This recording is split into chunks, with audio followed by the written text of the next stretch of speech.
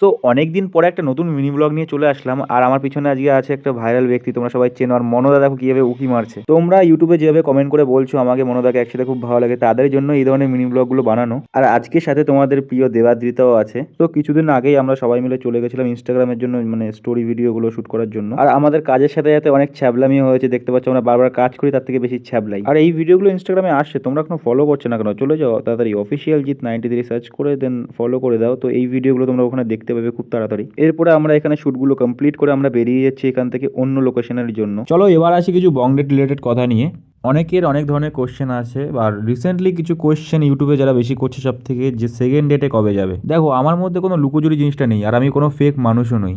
আমি ভিডিওতে যেভাবে নিজেকে রিপ্রেজেন্ট করেছি আমি রিয়েল লাইফেও সেরকম। তো মানুষ যদি কেউ কিছু বলে আমাকে নিয়ে, তো আমার তাতে কিছু যায় আসে না। তো অ্যাক্ট করার জন্য আমি আমার ফেক ক্যারেক্টারটাকে কখনো দেখাইনি, বাট কিছু মানুষ দেখিয়েছে। এই কারণে হয়তো সেকেন্ড ডেট ডিজার্ভ করলেও আমি যেতে পারবো না। চাপ নিও না, খুব তাড়াতাড়ি ভিডিও আসবে। টাটা।